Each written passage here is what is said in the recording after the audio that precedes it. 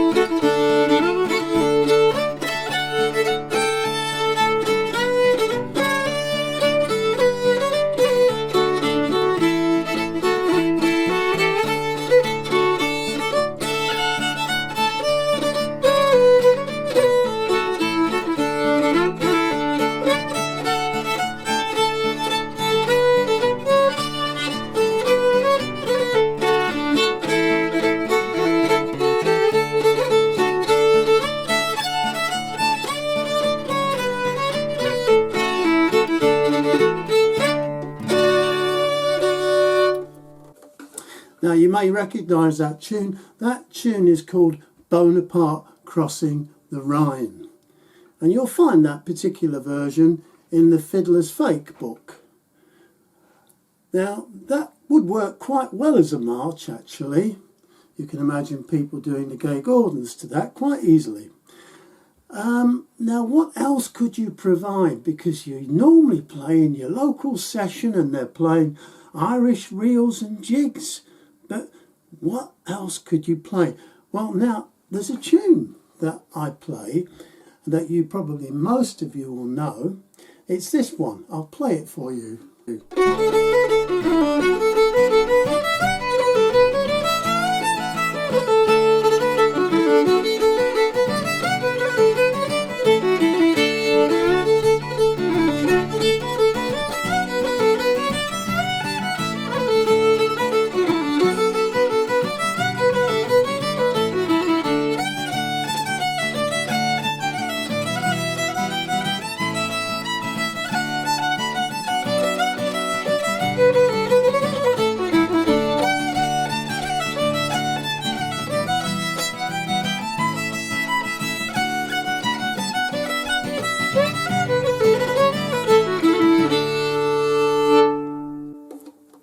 Of course, that's called it's called the Maid Behind the Bar. I call it the jolly old Maid behind the bar, but there you go. It's the Maid Behind the Bar, which is not really a march.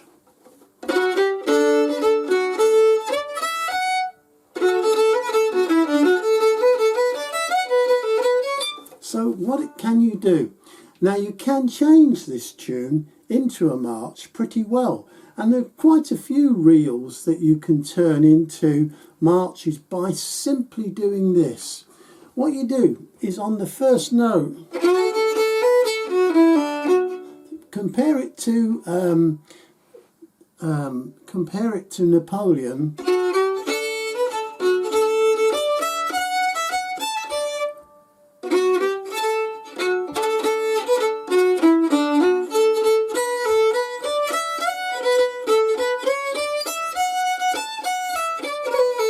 Can you see what I'm doing there? I'm kind of extending the first note of each bar.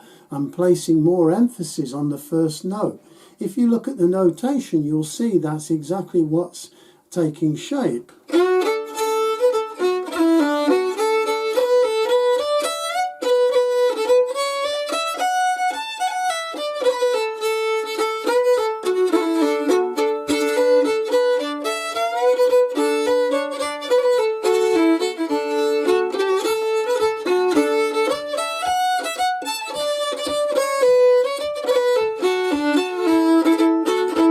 So I drop straight into Napoleon there afterwards. So it works quite well. Now, if you're having difficulty getting the right rhythm, what you can't want to do really, first of all, is start playing Napoleon.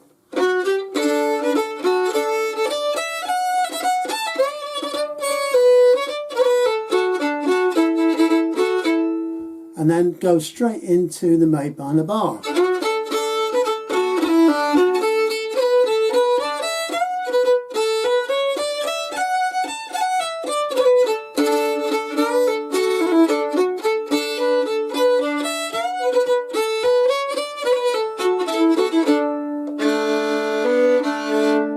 So it basically gives you the rhythm, and it drives you into the next tune, and you kind of, if you keep going with the same bowing technique and tempo, then you should gradually start to get the feel of changing that reel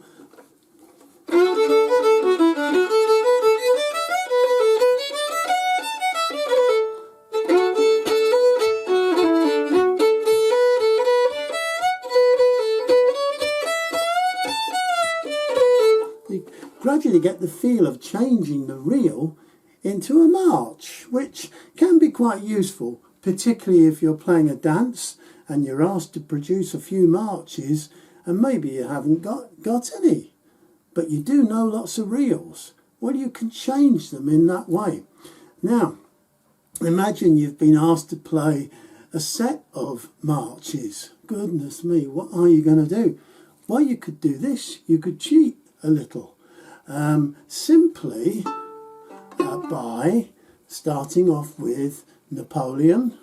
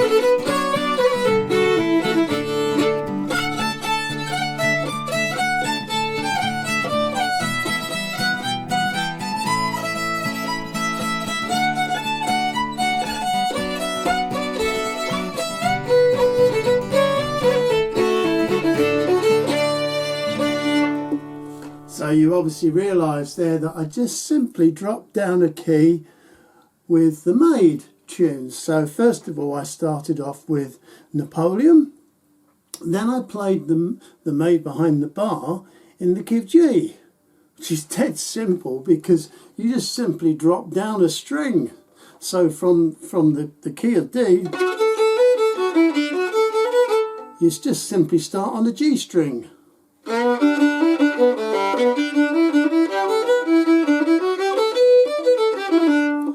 Dead simple, and then go back onto the D.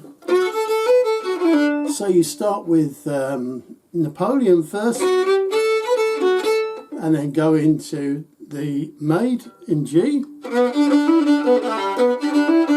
and then into the Maid in D. So you've got a nice set of 3 tunes there put together as a march set.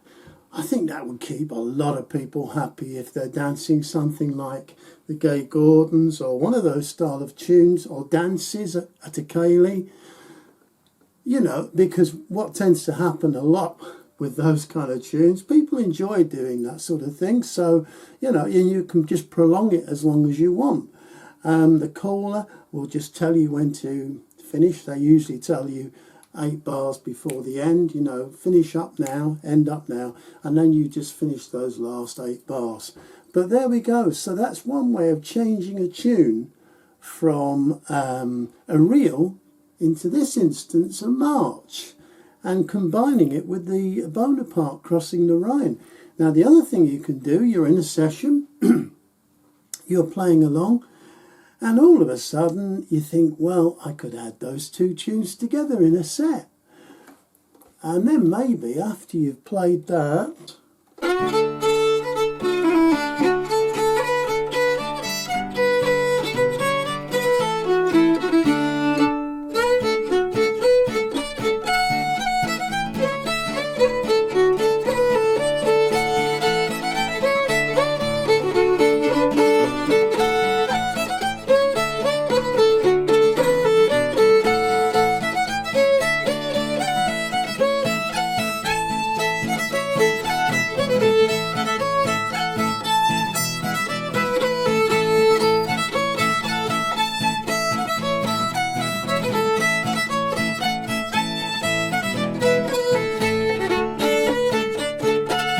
so on and so forth. So there we go. So you could put a nice little set of tunes together for a local session as well. So this works quite well. Changing the rhythm of tunes, altering them around a little bit. Okay, technically it's not exactly in the tradition. It's not exactly how they were written in the first place and handed down. And they are slightly changing them, and maybe that's not a good thing, maybe it is a good thing, who knows. Personally, I like to mix things up. I enjoy the challenge of playing tunes in different rhythms and things, and experimenting and seeing where they will go. So that's really what this video is about, just showing you how you can alter tunes, adapt them to whatever purpose you have. In this instance, I said for a ceilidh, because that's what I used to play. I play lots of ceilidhs in the past over the years. But, you know, in sessions as well, if you're struggling for a few tunes to put together, you could try this idea. And it's not too quick, so other people in the session may look a bit strange at you at first, but they can certainly try and join in because they will know the melodies. That's the point, they know the melodies. Okay, well, this has been another video that I've enjoyed making. I hope you enjoy watching them. And please carry on leaving those comments. And I just thought I'd throw the polka in at the end there for anyone who appreciates that kind of music. I know a few people say that polkas are tricky. Maybe we should look at those in another video. Okay, take care. See you again soon. Bye-bye now.